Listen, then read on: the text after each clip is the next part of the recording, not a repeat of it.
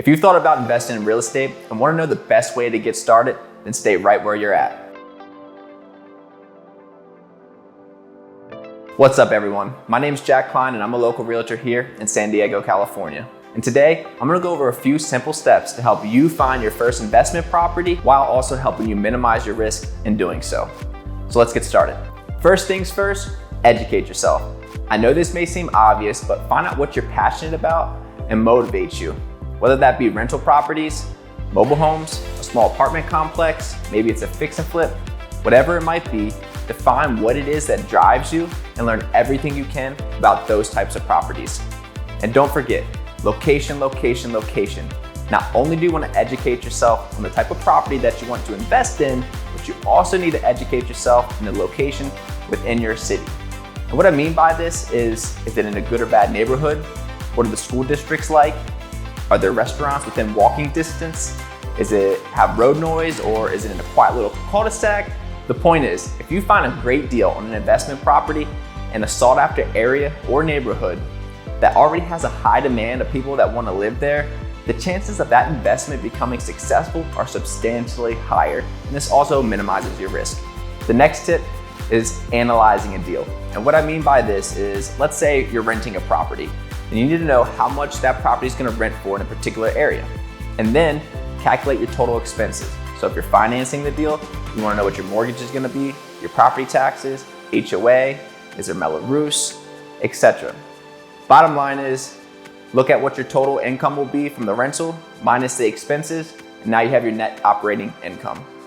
Vice versa, if you're looking for a fix and flip, then you want to know things like the ARV, or after repair value, which is essentially what other homes in the same area are selling for that have already been remodeled. You're also going to want to know what it's going to cost you to rehab the property. So a basic estimate that you can use is $65 to $75 a square foot, but I highly recommend getting a contractor that you can trust that will go out to the property and get you a firm estimate, because this can obviously change per situation. Nonetheless, it's the same concept. Find out what you're going to pay for the property, add up your total expenses, subtract that from the ARV, and now you have your gross margins of what you can make on the property. Understanding how to analyze a deal and what it takes to be profitable is going to be essential when it comes to an investment property and also minimizing your risk. Next, you want to get a real estate agent and have that agent set you up on a search looking for similar properties. So now not only are you looking for properties, but you also have an agent helping you build a pipeline of opportunities. Not to mention, if you get an agent that's experienced in this type of properties, they can also help educate you, run comps, negotiate deals. They also have access to the MLS and other valuable information that can be extremely helpful throughout the process. Not to mention, it doesn't cost you a thing. Anyways, on to the next tip, and that's getting pre-approved. Typically, a lender is going to require 20% down for an investment property. However, there may be ways around this depending on your situation. There's also hard money loans, which are considered more risky, but nonetheless another option. And if you're well connected, you may be able to raise money through friends and family to help fund the deal. And if none of these options work for you, you can always turn your primary residence into your first investment home.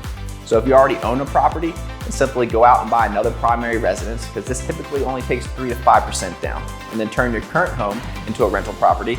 Or if you're a first-time home buyer, then go out there and get your first home. If it's a fixer-upper, you can fix it up, live in it for a year or so, and then resell it, or simply rent it out and then go buy another primary residence. Although this process may take a little bit longer, I know a lot of people that have gained a ton of wealth doing it this way. Nonetheless, you need to know how much you can afford, what's possible and what's not possible.